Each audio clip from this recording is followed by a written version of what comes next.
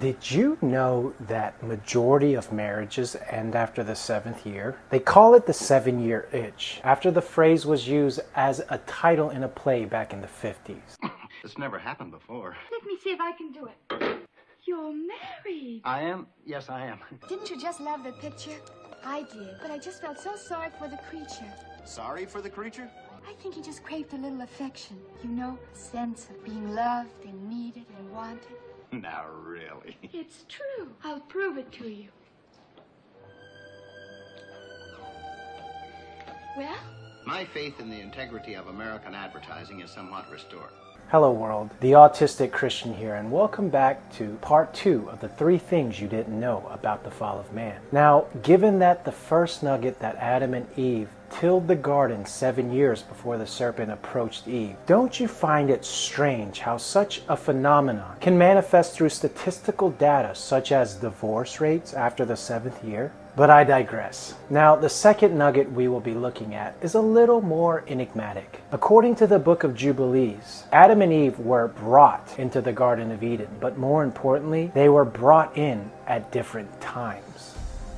And he awakened Adam out of his sleep. And on awakening, he arose on the 6th day. And he brought her to him, and he knew her, and said to her, "This is now bone of my bone and flesh of my flesh. She shall be called my wife, because she was taken from her husband. Therefore shall man and wife be one, and therefore shall a man leave his father and his mother, and cleave unto his wife, and they shall be one flesh." In the first week was Adam created, and the rib his wife. In the second week he showed her unto him. And for this reason the commandment was given to keep in their defilement, for a male 7 days, and for a female twice 7 days. And after Adam had completed 40 days in the land where he had been created, we brought him into the Garden of Eden to till and keep it. But his wife they brought in on the 80th day, and after this she entered the Garden of Eden.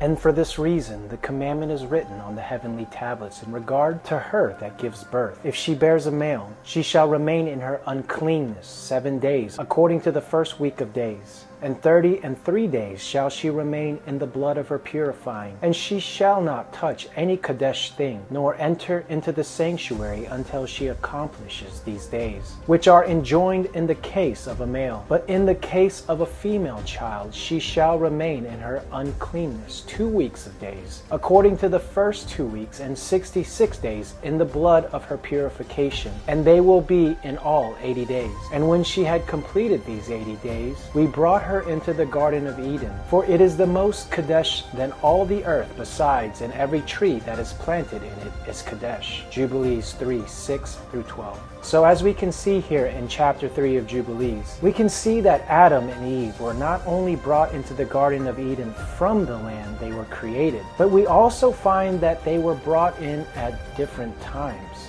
Now, if you're wondering about the difference in Adam and Eve being brought in the garden at different times, it was due to the menstruation and blood associated with the woman. But then the question remains, where was the land they were created, and where was the Garden of Eden when Adam and Eve were brought there? There are some theorists out there that think that the Garden of Eden might have actually been located somewhere in Antarctica. Is the Garden of Eden actually in the North Pole? In the book of Genesis, chapter 2, verse 10, it says a river watering the garden flowed from Eden. From there, it was separated into 4 headwaters, and those 4 headwaters are Pishon, Gihon, Tigris, and Euphrates. Fast forward to today, we only know the location of 2 of these rivers, and logically speaking, the Garden of Eden should exist around that area, right? But what if, when the flood of Noah happened, everything changed? What if the landmarks were shifted, and what we identified are actually in completely different areas? Well, the 15th and 16th century Mercator maps of the North Pole showed a land with 4 specific headwaters emerging from it, bearing geographic similarities to what was recorded in the Bible. However, in subsequent maps, this piece of land was completely removed and never spoken about again.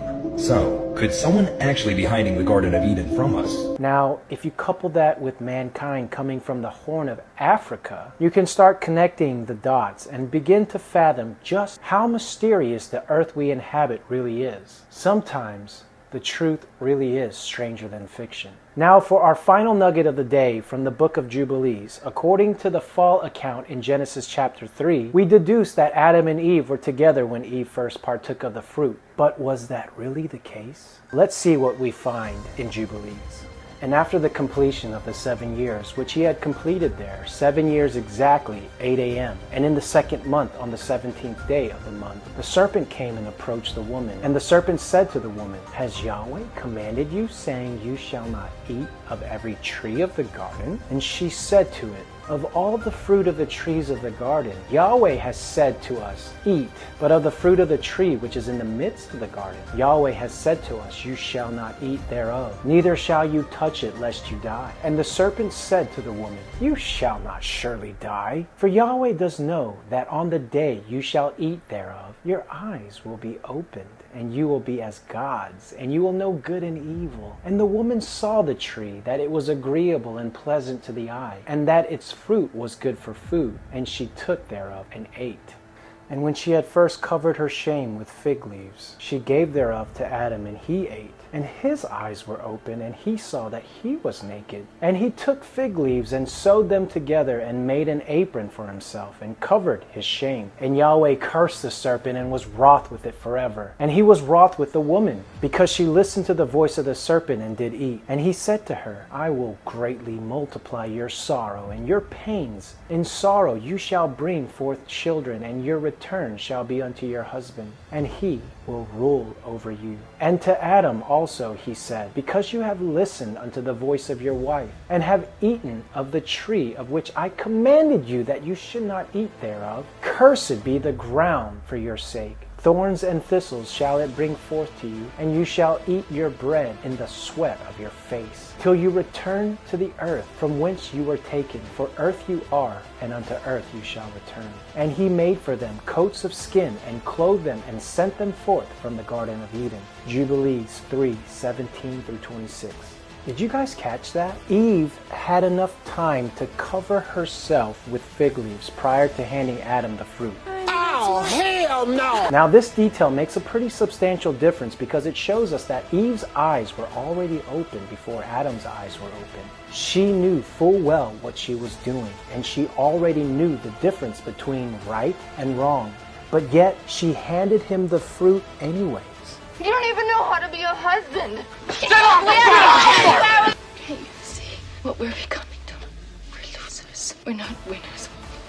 Oh, you stoned. I'm not stoned. You're stoned. But before you men get all riled up, keep in mind, Adam's sin was hearkening unto the voice of his wife. Every day was a struggle to get my boyfriend's attention. Video games, sports, the boys. But that all changed once I found out about Cymbalta. Cymbalta is the first and only FDA-approved medicine specially formulated to promote simping. This is how it works. Cymbalta is a once-daily transrectal supplement designed to enlarge the simp region of the brain. Cymbalta saved my relationship. My boyfriend went from ignoring me to simping for me immediately. He no longer wanted to play video games or hang out with the boys. And the best part is, Cymbalta is 100% safe, so there's nothing to worry about. Cymbalta is extremely dangerous and not for everyone. Side effects include depression, loss of respect, shrinking testicles, loneliness, hallucinations, and in some cases, death. Call your doctor immediately if you have a simp erection lasting more than 4 hours. Relationships can be complicated. Simplify yours with Cymbalta.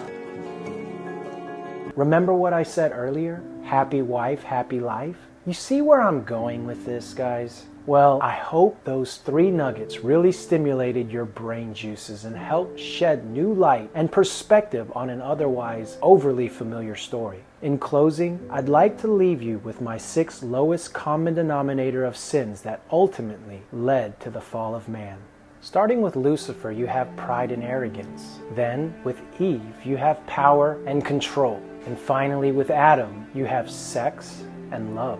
Now, none of these 6 things necessarily in and of themselves are the sins. It is holding these things above God that made these things such fatal sins. But remember what the Lord said, I am the Lord your God, who brought you out of the land of Egypt, out of the house of slavery. You shall have no other gods before me. You shall not make yourself a carved image, or any likeness of anything that is in heaven, or that is in the earth beneath, or that is in the water under the earth. You shall not bow down to them or serve them. For I, the Lord your God, am a jealous God, visiting the iniquity of the fathers on the children to the 3rd and 4th generation to those who hate me. Exodus 20:2-5. I hope you guys enjoyed the video. Thanks so much for watching, and I'll catch you down the next rabbit hole. The Autistic Christian out. If he were telling the truth, he wouldn't have told us.